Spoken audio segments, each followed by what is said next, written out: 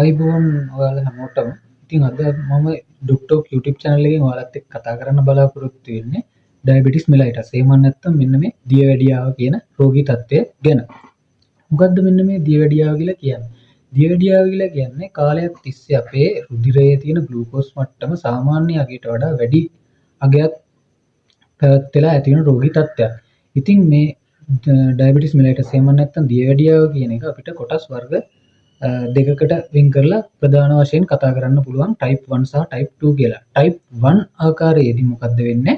අපේ ඇඟේ insulin hormone එක හදාගන්න බැරි වෙලා මෙන්න මේ ග්ලූකෝස් රුධිරයෙන් අපේ සෛල වලට ඇතුල් කරගන්න බැරි නිසා අපේ රුධිරයේ ග්ලූකෝස් මට්ටම වැඩි වෙලා ඇති වෙන රෝගී තත්ත්වය. ඉතින් type 2 ආකාරය කියලා කියන්නේ අපේ ඇඟෙන් ඉන්සියුලින් කියන හෝමෝන් එක හදාගත්තත් අපේ ඇඟේ තියෙන සෛල මෙන්න මේ ඉන්සියුලින් කියන හෝමෝන් එකට සංවේදීතාවය අඩු වෙලා ඇති වෙන ග්ලූකෝස් අපේ සෛල වලට ඇතුල් කරගන්න බැරි වෙලා ඇති වෙන රෝගී තත්ත්වය. ඉතින් මෙන්න මේ ආකාර දෙකේදීම කොහොම හරි ඉන්සියුලින් මදි වෙලා හරි ඉන්සියුලින් වලට තියෙන සංවේදීතාවය අඩු වෙලා හරි අපේ ඇඟේ ග්ලූකෝස් සෛල වලට දාගන්න බැරි වුණාට පස්සේ මේ සෛල වලින් වෙනත් ශක්ති ප්‍රභවයක්. ඒ කියන්නේ එහෙම නැත්නම් මේ ග්ලූකෝස් පාවිච්චි කරන්නේ මේන්ලිම අපේ ශක්තිය නිපදව ගන්න අපේ සෛල වලින්. ඉතින් දැන් මේ ග්ලූකෝස් අපේ සෛල වලට නැති වුණාට පස්සේ අපේ සෛල පෙළඹෙනවා අපේ ඇඟේ තියෙන ප්‍රෝටීන් සහ මේදය. එහෙම නැත්නම් ලිපිඩ්ස් කියන ඒවා කඩලා ඒ වගේ ශක්තිය නිපදවන්න. ඉතින් මෙන්න මේ ක්‍රියාවලියේදී අපේ ඇඟට ගොඩක් අපේ ඇඟේ පද්ධති වලට හානි කරනවා මෙන්න මේ ඩයබටිස් මෙලයිටස් හින්දා. ප්‍රධාන වශයෙන්ම අපේ වකුගඩු පද්ධතියට ඒ වගේම රුධිර සංසරණ පද්ධතියට ඒ වගේම අපේ ස්නායු පද්ධතියට ඒ වගේම අපිට පෙනීම දෙන අපේ ඇස් වලට ඒ වගේ ගොඩාක් අවයව වලට සහ පද්ධති වලට අපේ ඇඟේ හානි කරනවා මෙන්න මේ ග්ලූකෝස් වැඩි මට්ටම සහ අපි ඒ වෙනුවට පාවිච්චි කරන මෙන්න මේ ප්‍රෝටීන් සහ ලිපිඩ් කියන ඒවා පාවිච්චි කරන්න අරගත්තට පස්සේ මෙන්න මේ ඩයබටිස් නැත්තම් එහෙම නැත්තම් දියවැඩියාව කියන රෝගී තත්ත්වයේදී. ඉතින් මෙන්න මේ දියවැඩියාව කියන රෝගී තත්ත්වය ඇති වුණාට පස්සේ අපිට මොනවද ඇති වෙන රෝග ලක්ෂණ කියලා අපි බලමු. මෙන්න මේ ප්‍රධාන වශයෙන් අපිට දැන් අපේ ඇඟේ ග්ලූකෝස් මට්ටම වැඩි වෙද්දී අපේ ඇඟේ සාමාන්‍ය ග්ලූකෝස් මට්ටම තියාගන්න අපේ ඇඟෙන් මේ එක ක්‍රියා සිද්ධ වෙනවා. ඒ ක්‍රියාවලියේදී අපේ ඇඟේ තියෙන වැඩිපුර ග්ලූකෝස් එහෙම නැත්නම් වැඩිපුර සීනි අපේ ඇඟෙන් පිට කරන්න පාවිච්චි කරන ප්‍රධාන ආකාරයක් තමයි මෙන්න මේ මූත්‍රාහාර පිට කරන විදිය. ඉතින් මෙන්න මේ මූත්‍රාහාර මෙන්න මේ ග්ලූකෝස් පිට කරද්දී අපේ ජලයත් ඒත් එක්කම පිට වෙලා යනවා. මොකද මේ ග්ලූකෝස් වලට අපේ ජලය කියන ඒවා ඇද ගන්නවා. ඒ නිසා නිතර මූත්‍රා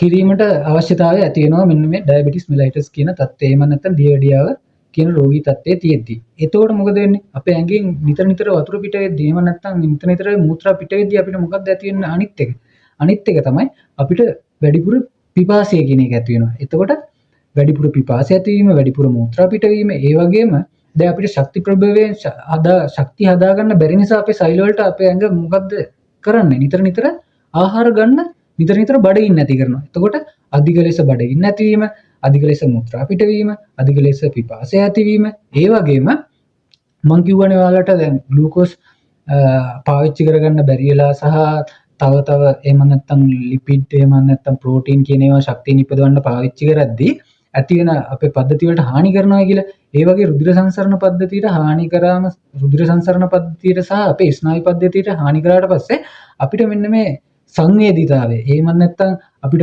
කකුල තියද්දී ඒවා කකුල තියනවා කියලා දැනෙන්නේ නැහැ. කකුල කොහේ හරි වැදුනට ඒ වැදුනයි කියලා දැනෙන්නේ නැහැ. මොකද අපි ස්නායු පද්ධතියට හානි වෙලා ඉවරයි ඩයබටිස් කියන තත්ත්වයේදී. ඉතින් එතකොට අපිට කාලයක් තිස්සේ හොඳ වෙන්නේ නැති තුවාල එහෙම නැත්නම් තුවාල ඇති වෙන්න පුළුවන් මෙන්න මේ ඩයබටිස් කියන තත්ත්වයේදී. එතකොට තවත් එකක් තමයි අපේ පෙනීම ඇති කරන ඇස් වලට හානි කරාට පස්සේ මොකද වෙන්නේ? අපේ පෙනීම දුර්වල වෙන්න පුළුවන්. එතකොට මෙන්න මේ ඩයබටිස් කියන තත්ත්වයේදී මොනවද ඇති වෙන රෝග ලක්ෂණ? අධික ලෙස මූත්‍රා පිටවීම, අධික ලෙස එහෙම නැත්නම් පිපාසය ඇතිවීම, අධික ලෙස බඩගින්න ඇතිවීම, ඒ වගේම පෙනීම දුර්වල වීම, එහෙම නැත්නම් කාලයක් තිස්සේ හොඳ වෙන්නේ නැති තුවාල ඇතිවීම, ඒ වගේම මම කලින් කිව්වා වගේම අපි දැන් ග්ලූකෝස් පාවිච්චි කරන්න බෑ. ඒ කියන්නේ ශක්තිය නිපදවන්න ග්ලූකෝස් පාවිච්චි කරන්න බැරි වුණාට පස්සේ මම කිව්වනේ ඔයාලට මේ දේ සහ ප්‍රෝටීන් පාවිච්චි කරනවා කියලා අපේ. ඉතින් එතකොට මෙන්න මේවා පාවිච්චි කරද්දී අපි අපේ බර අඩු වෙනවා. මොකද අපේ ස්ටෝර් කරලා තියෙන. එහෙම නැත්නම් අපේ ඇඟේ ගබඩා කරලා තියෙන ප්‍රෝටීන් සහ ලිපිඩ තමයි මේවට ශක්තිය නිපදවන්න පාවිච්චි කරන්නේ. එතකොට මෙන්න මේ දියවැඩිය හැදිලා තියෙද්දී අපි අපිට ඉක්මනට ඒ කියන්නේ හේතුවක් නැතුව අපේ බර අඩු වෙන්න ගන්නවා. ඒ බර අඩු වෙන්න හේතුව තමයි මම දැන් අර ඉස්සෙල්ලා කලින් ඔයාලට කිව්වේ. ඉතින් එතකොට මෙන්න මේ වගේ රෝග ලක්ෂණ තමයි. ආයෙත් කියන්නම් මම ඔයාලට අධික ලෙස පිපාසය ඇතිවීම, අධික ලෙස මුත්‍රා පිටවීම, අධික ලෙස බඩගින්න ඇතිවීම, ඒ වගේම පෙනීම දුර්වල වීම, ඒ වගේම කාලයක් තිස්සේ හොඳ වෙන්නේ නැති තුවාල ඇතිවීම, අපිට හිත ඉක්මනට කියන්නේ අඩු කාලයකදී අපේ බර අඩු වෙන එක, ඒ වගේ රෝග ලක්ෂණ තමයි මෙන්න මේ ඩයබටිස් මෙලයිටස්. එහෙම නැත්නම් දියවැඩියාව කියන රෝගී තත්ත්වයේදී ඇති වෙන්න පුළුවන් රෝග ලක්ෂණ. ඉතින් මේ රෝග ලක්ෂණ තිබ්බ පළියටම අපිට කියන්න බෑ ඔයාලට එහෙම නැත්නම් අපිට ඩයබටිස් මෙලයිටස් එහෙම නැත්නම් දියවැඩියාව කියන රෝගී තත්ත්වය තියෙනවායි කියලා. ඒකට අපි මොකද කරන්නේ? හොස්පිටල් එකේ ගිහලා ඔයාලා බ්ලඩ් චෙක් කරනවා. එහෙම ඒකේ එක එහෙම නැතුව පරීක්ෂණ මේ රුධිරයේ ග්ලූකෝස් මට්ටම් පරීක්ෂා කරන පරීක්ෂණ ගොඩක් ඒවා තියෙනවා. ඒකේ මේන්ලිම අපිට බලන්න පුළුවන් ෆාස්ටින් බ්ලඩ් ග්ලූකෝස් ලෙවල් එක. එහෙම නැත්නම් අපි කියනවා අපි කන්නේ නැතුව ගිහිල්ලා පැය 6ක් 8ක් විතර කන්නේ නැතුව ගිහිල්ලා අපේ රුධිරයේ තියෙන ග්ලූකෝස් මට්ටම අපි චෙක් කරනවා. ඒ චෙක් කරන වෙලාවේදී සාමාන්‍යයෙන් 126 මිලිග්‍රෑම් ඩෙසිලිටරයට වඩා වැඩි වුණොත් අපි කියනවා ඒක ඩයබටිස් තත්ත්වයක් කියලා.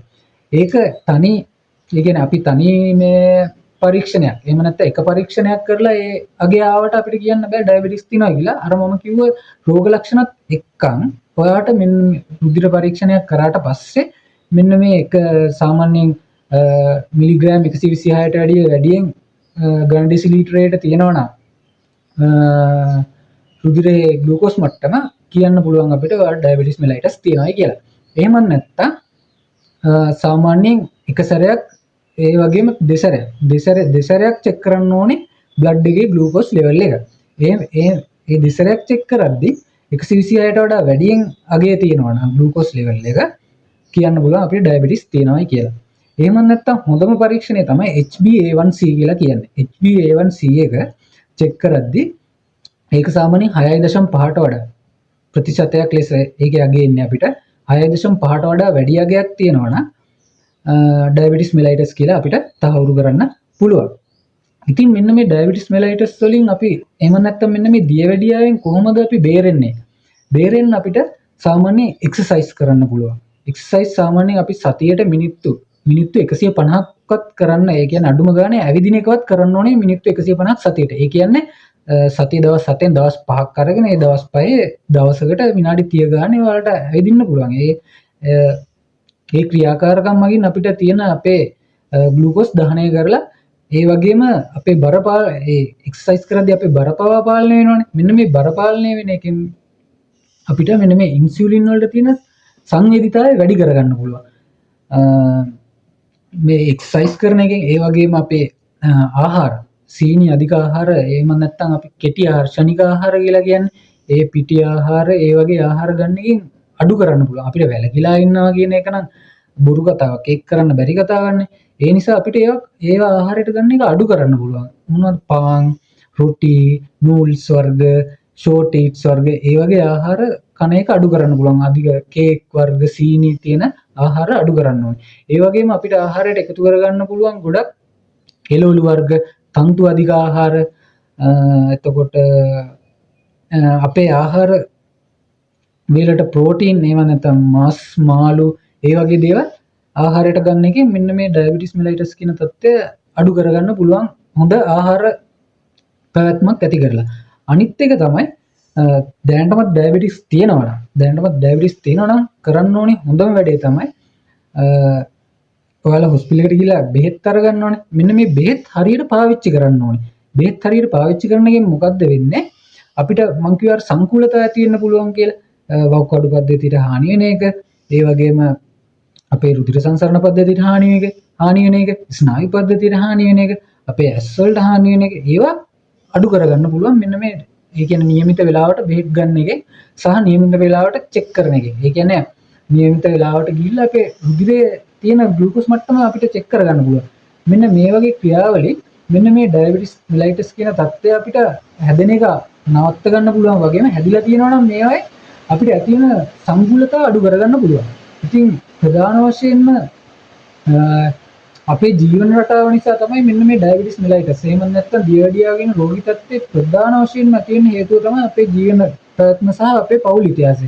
ඉතින් අපිට ඩයබටිස් මෙලයිටස් එහෙම නැත්නම් දියවැඩියාව කියන රෝගී තත්ත්වය හැදෙන්න පෞල් ඉතිහාසයක් තියෙනවා නම් අපිට මොකද්ද කරන්න පුළුවන්? නිතර අපි චෙක් කරන්න පුළුවන් ගිහිල්ලා ඒ චෙක් කරලා අපිට අවබෝධයක් ගන්න පුළුවන් අපිට දැන් දියවැඩියාව කොයි මට්ටමේ තියෙන අපි නැත්නම් දියවැඩියාව තියෙනවද එහෙමද කියලා. එහෙම නැත්නම් අපිට එහෙම රිස්ක් ෆැක්ටර්ස් අපිට මොන හරි තියෙනවා නම් අපිට එක්සර්සයිස් කරන්න පුළුවන්, හොඳ ආහාර වේලක් ලබා ගන්න පුළුවන්. ඒ වගේ ක්‍රියාවලින් අපිට මෙන්න මේ ඩයබටිස් මෙලයිටස් එහෙම නැත්නම් දියවැඩියාව හැදෙන්න තියෙන අවස්ථාව අඩු කරගන්න පුළුවන් වගේම ඩයබටිස් මෙලයිටස් හැදිලා තියෙනවා නම් ඒවායින් එන සංකූලතා ඇති කරගන්න සංකූලතා ඇති වෙන එක වළක්ව ගන්න පුළුවන්. ඒකෙන් අපිට අපේ මේ ඩයබටිස් මෙලයිටස් ඉඳලා ඩයබටිස් මෙලයිටස් තියෙන එකත් එක්කම අපේ ජීවිතේ හොඳට ඒ කියන්නේ එහෙම නැත්නම් quality of life එක අපිට වැඩි කරගෙන අපේ ජීවන පැවැත්ම හොඳින් ගත කරන්න පුළුවන්. ඉතින් මම හිතනවා ඔයාලට මේ ඩයබටිස් මෙලයිටස් ගැන ඔයාලට හොඳ අවබෝධයක් එන්න ඇති කියලා. ඒ වගේම ඔයාලට මොකක් හරි මාතෘකාවක් තියෙනවා නම් ඔයාලට මොකක් හරි මාතෘකාවක් තියෙනවා නම් මේවා ගැන දැනගන්න සහ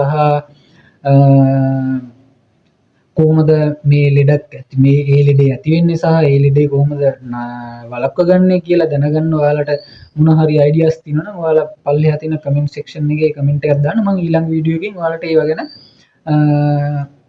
පැහැදිලි කරලා වීඩියෝ එකක් අරන් එන්න. බොහොම ස්තුතියි.